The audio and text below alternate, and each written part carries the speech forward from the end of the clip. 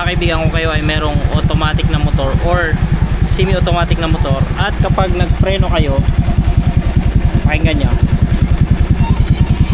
yan, saktong sagi lang ng preno, ganun na yung ingay niya, maaaring yan ay palitin na ang kanyang brake shoe. At yan ang gagawin natin ngayon, magpapalit tayo ng brake shoe. Isa rin sa palatandaan na palitin ang inyong brake shoe. Kung nakikita nyo to, ayan o, nasa gitna na actually, tapos pag nagpreno ka nyan, sasagad pa siya. Yan yung palatandaan ng brake lining.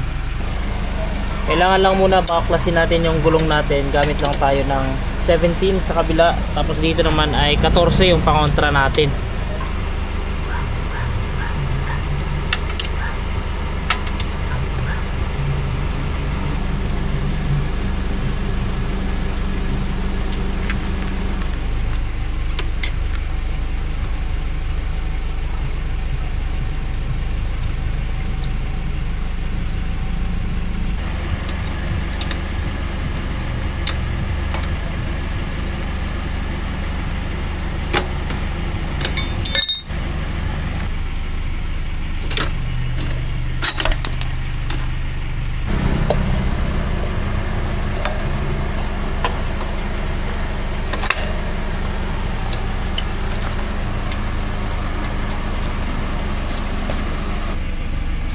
Pagbaklas naman ito mga kaibigan, dali lang naman siya.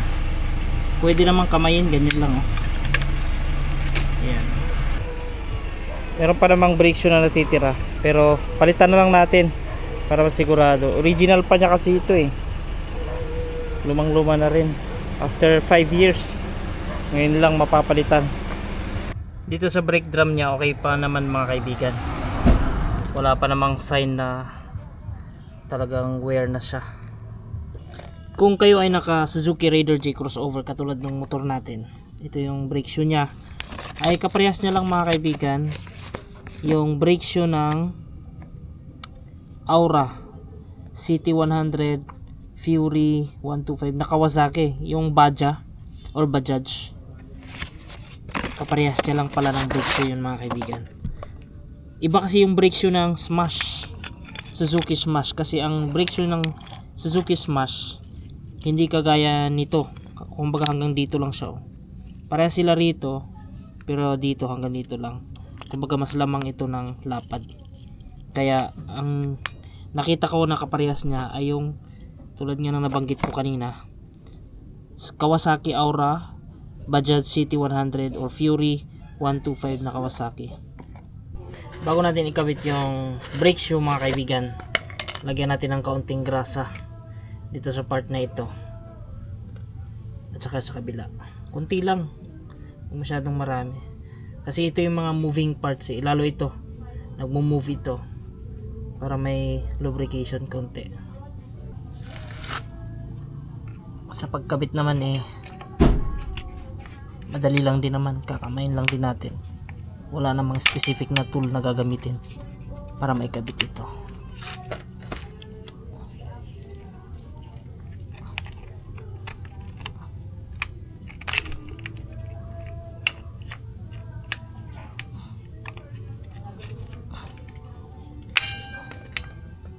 Ayan, naikabit na siya.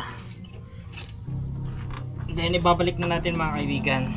So simple lang naman ang paglalagay talaga niya. Simple lang naman ang pagbalik din. Kung paano natin tinanggal, ganoon lang din ang proseso ng pagbaklas. Babalik ta rin lang natin. Unahin natin yung preno natin. Yung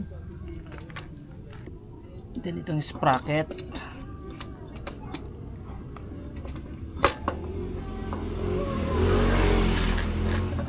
Yung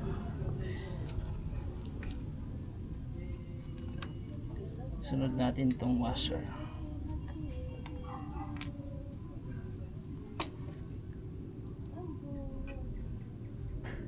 Itong axle.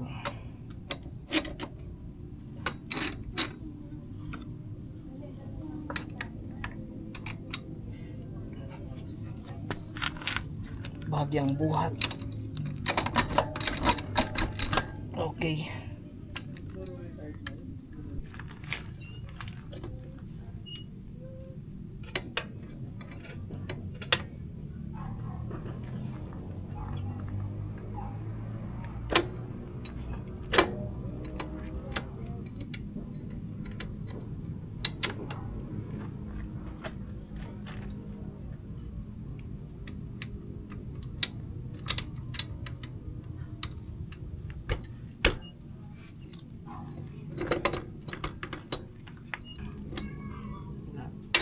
we don't care anymore. Adjust na tayo sa tamang apak lang. Tamang adjust lang. Yan, kaya namang kamay. Madilim na. So, kung pansin nyo, yung arrow natin malayo na. Ayan. Okay na na play.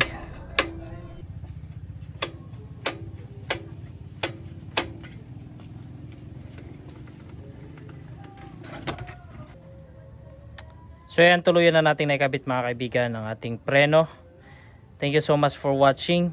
And please like this video if you learned something. And subscribe to my YouTube channel, Motomaster PH.